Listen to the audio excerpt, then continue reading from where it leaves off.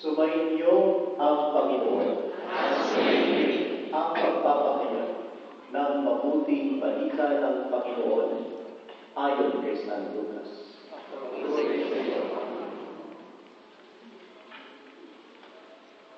Hindi nagtagal at si Maria ay nagmamadaling pupunta sa isang bayan sa kabulunan ng Juda.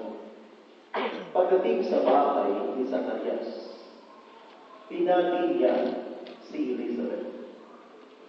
Nang marinig ni Elizabeth ang bati ni Maria, nagdadalawang sanggol sa kanyang tiyan. Napuspos ng Espiritu Santo si Elizabeth at buong ganap na sinabi, "Pinagpala ka sa mga babae at pinagpala rin ang dinadala mo sa iyong sinapupunan. Sino ako upang dalawin ng ina ng aking Panginoon? Sapagkat pagkarinig ko ng iyong bati ay nagagalaw sa tuwa ang sanggol sa aking tiyan. Mapalad ka sapagkat nananalig kang matutupad ang ipinasasabi sa iyo ng Panginoon." Mga kapatid, ang mabuting balita ng ating kaligtasan.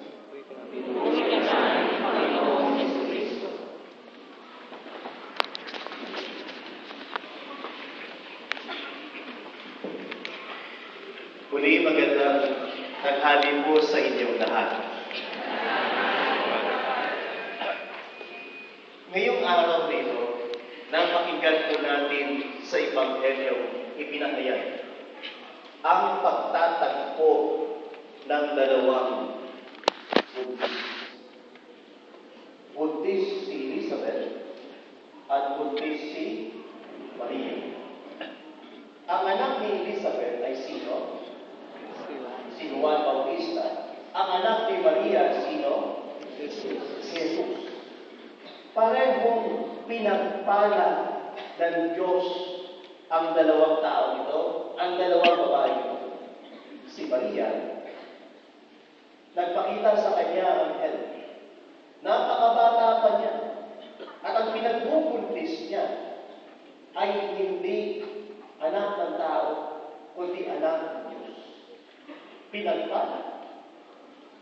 Si Elizabeth, matagal ng baon.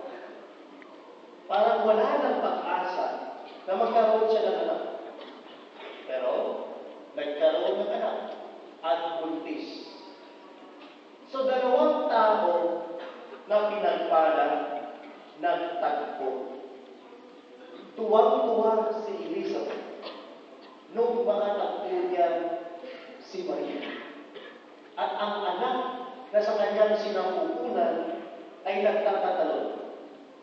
Siguro ang sports na mayroon si Juan Bautista ay trampoline. Sa tiyan pa lang nag-practice na siya. Di ba? Kundi kaya siguro jockey. Kasi nagsisipa sa loob. Di kaya siguro ito, panahon natin, nasa UFC ito. Nakikipaglaro. Di ba? Ito si Juan Bautista. Kasi natutuwa ang bata sa aking sinapupunan. Kasi dinalaw siya ng ina ng kanyang Diyos. At ramdam na may Diyos kay Maria. Kaya tuwang-tuwa si Juan Bautista at tuwang-tuwa si Elizabeth. Blessing para sa kanya ang pagdalaw ni Maria. Blessing sa kanya kasi alam niya na dinalaw siya ng ina ng Diyos. At alam niya na may Diyos kay Maria. Dinanas niyo naman na natutuwa yung tao, dinalaw mo, at sinabi sa iyo, talagang blessing ka, tumagot ka. Kasi matagal na ako naghahanap na mauutangan. Wala ako. Blessing ka. Kita ko nakausli yung cheque mo sa bag mo. Di ba? Blessing ka. Naalala ko, nung umuwi ako. Itong mga kamag-anak ko na ayaw maniwala ng magpapari ako. Pag uwi ko sa amin, alam niyo po, talagang yung manok na nakatiklib, nangingitlog, hindi pa naubos nilabas yung mga itlog, ay tinatag. Kasi darating ang pare. Kita ko nung tinolang manok, kasi native yung manok. Di ba yung native na manok, matigas? Matagal na inilaga ito. Mas naunang lumambot ang kaldero kaysa manok. Tapos konti na ang sabaw para malasa. Tapos yung tinola talagang makita mo talagang fresh na fresh. Ngayon, sabi ko, bakit yung tinatayan? Unang sabi, minsan ka lang kasi umuwi. So, okay pa yun. Ito ang halos paluwa ako. Kasi pinalaw mo kami, blessing na sa amin. Sabi ko, wow! Dati, kung pagalitan niyo ako, dati, kung tawaran niyo ako, pero ngayon, blessing na ako. Wow! Kasi kahit papano, ramdam na nila na may Diyos sa buhay. Isang malaking bagay para sa akin. Na dati hindi ka blessing kasi hindi nila maramdaman na may Diyos sa buhay. Ngayon, you turn to become a blessing because they felt that there is God in you. Hindi niyo ba naramdaman na tuwing sisimba kayo, iniuuwi niyo si Jesus? Katulad ni Maria. Hindi niyo man ipinagbubuntis. Although mukha kang buntis kasi malaki ang tiyan mo. Ang puso mo nung dumating ka dito, 25 na ang size. Ngayon, 8 years ka na. 5 kilos siya. Sabi ko, bakit malaki ang puso ko? Sabi ko, third eye yan. So, third eye mo hindi dito. Nandiyan dito. Kaya marami na nakikita. Nakaka-monitor ka kung saan yung bago mga restaurant nagbukas. At lakas ng third eye mo. Ang third eye mo na hindi mo na nalilinis. Kung dito muta sa third eye mo, libang. Ito yun. Ngayon, hindi man tayo buntis. Pero dala-dala natin lagi ang Jesus na natatanggap natin sa misa. Pagkatapos mo ba ng misa, naging blessing din pa tayo sa iba? Ano? O pagkatapos ng misa, parang walang pinagkaiba. Kasi ang sabi nila, nandito na naman ang buruhat. Mayroon ba? Dahil kay Maria, hindi pa siya nagsasalita. Dinanaw lang niya si Elizabeth. Hindi pa rin siya marahil nagsasabi na, buntis ako. Sino ka? Holy Spirit. Ikaw, umuwi ka mamaya, sabihin mo lang sa kapitbahay mo, sa kaplat mo, buntis ako. Sino ka ba? Holy Spirit. Well, paano mangyayari yan? Ilalaki ka?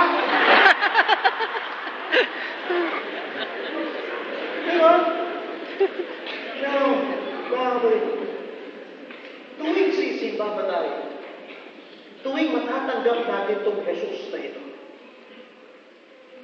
Tuwing dadalhin natin siya pauwi. Nagiging sanhi ka ba ng blessing para sa iba? Malalaman mo yun kahit hindi ka magsasalita. Malalaman mo yun kahit hindi ka magsabi. Kasi sa pamamagitan ng ating mga gawa, nagkakaroon ng laman na ang Diyos na dating salita ay ngayon naging gawa dahil sa iyo, dahil sa akin. Pagkatapos ng misa, mag-uuwi ka, nagpagsiksikan ka sa peto. Ikaw ba yun na ipagtulahan na hindi sumasama sa libo? O ikaw yung, sige, mauna na kayo. Ang misa, 12:30. Umuwi ka, 5:00. Kasi pinauna mo sila. Pinauna mo sila. Bakit? Yan, Jesus is with me. Sabi, talaga? Diba, putlang maglakad. Kaya yung natirang pagkain, pati yung bahaw, tinirang na. Tapos si Jesus is with you, inumusan mo, pero mamalang darating. Are we source of blessing? Whenever Jesus is with us? Of course, yes. Pero depende yun. May depende pa. Nandyan na si Jesus. Pero hindi natin siya hinayaan na mamuhay sa atin. Parang pinapasok lamang natin siya, pero itinulog natin siya. Parang yung mga pumasok sa bahay natin, "Ay, pasok ka! Pasok! Opo!" Tapos, sabi mo, sandali lang, maghintay ka, iniwan mo yung TV, manood mo na. Nanood siya. And daming channel sa TV niya. 1,000 plus. Kaya pag nanonood ka, wala ka natatapos 1 oras. Nandun siya, iniwanan mo lang sa sala. Tapos pumunta ka sa kwarto, natulog ka pala. Paglabas na, "Ay, kamusta ka na?" "Ay, ito, channel 10 na ako." Pinapasok natin siya, pero hindi naman natin in-entertain. Pinapasok natin si Jesus, hinayaan siya manahan sa atin, pero hindi naman natin inalagaan. So walang nangyari. So hindi lang sapat na ang Jesus na ito na natatanggap natin. Hindi sapat na ang Jesus na katulad ni Maria na ipinagbuntis niya ay naging inalagaan niya at naging bahagi siya noon. Kaya naramdaman ni Elizabeth na dinalaw siya ng ina ng kanyang Diyos. Kasi alam niya, grasya ang dala-dala ni Maria. Ikaw ba? Kapag nagipagkapwa ng tao ka, ikaw ba ay naging grasya?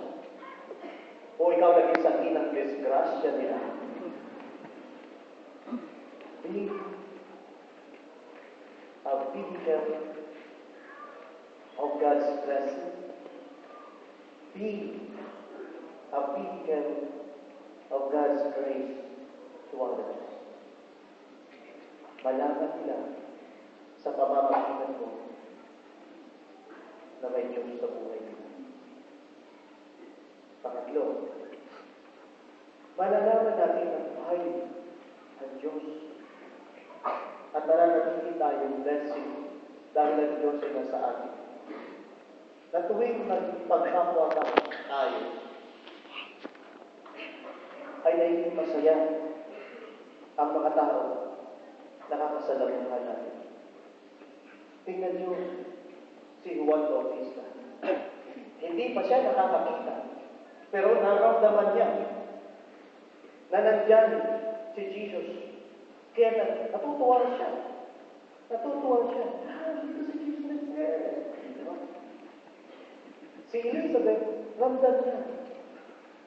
So, ang isang tao, dala-dala niya ang Jesus sa buhay niya. He is not only the source of blessing and grace, but He is also the source of happiness. May uuwi ba dito sa atin ngayong Pasko? Hello? Praise Please pakitaas na kami, magpapadala po ako. Dito talipala. Di ba? Tingnan mo. Yung ganap ng pamilya mo pag uuwi ka. Kaya sabihin natin may problema. Pero hindi mo ba ramdam na i-deny mo man ito o hindi, naging source of happiness ka na mga tao dinadagdag mo. Hindi lamang dahil ikaw ang nagsasubsidize sa kanilang 4 months. Pili ng sibuyas, pili ng kamatis, diba? Pati yun, yung pa rin. Pati asin, diba? Pati lahat. Pero kahit ganun ka man, naramdaman mo, diba? Na you are the source of your family's happiness. Because your God is with you. Because your presence is a blessing for them. Kaya pag mayroong grasya, mayroong blessing. Pag mayroong blessing, mayroong saya. Sino ba dito nalungkot sa blessing? Kaya nga tayo laging nagsusumamo sa Diyos, lumalapit sa Diyos para i-bless tayo. Diba? Wala pa akong kasalubong tuwing matatapos ang misa natin sa Filipino Mass. Diyan sa labas. Yung talagang malayo pa. Talagang akala mo susuwagin ka.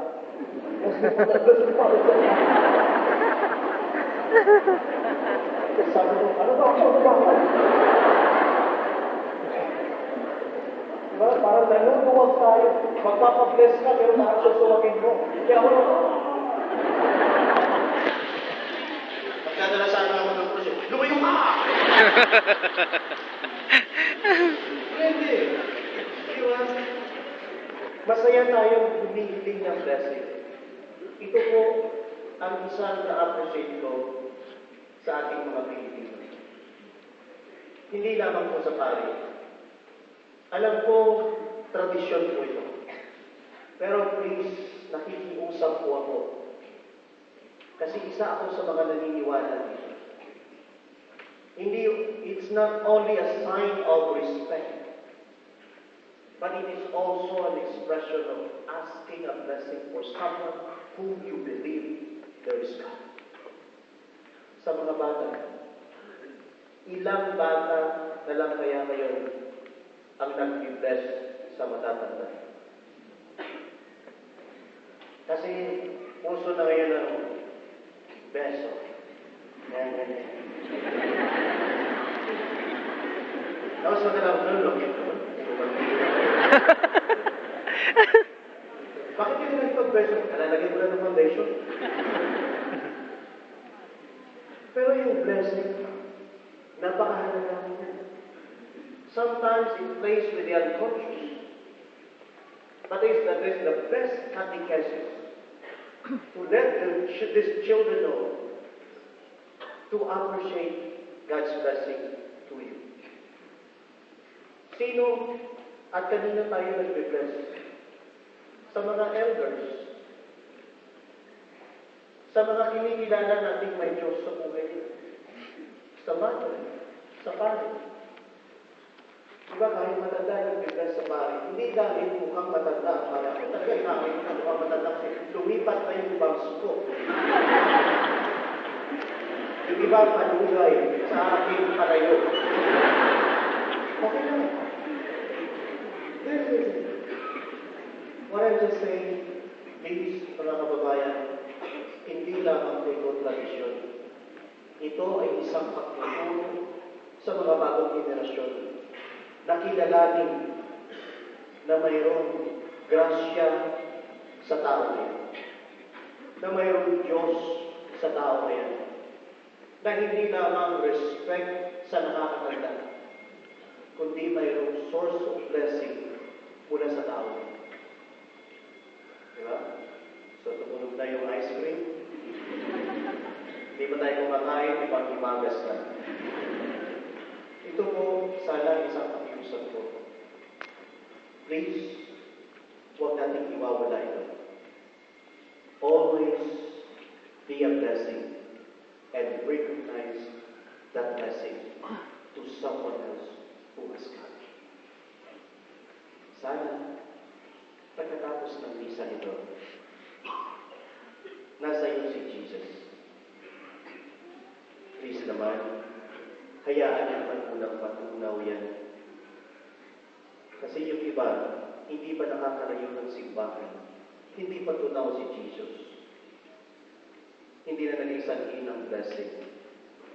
Sanhin na ng sama ng loob ng iba. Kasi nagmura sa parking area. Kasi simba lang na.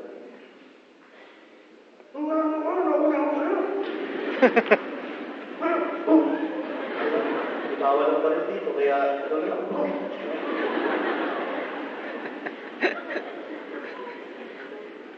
Grabe, igalang naman natin yung presensya ng Diyos.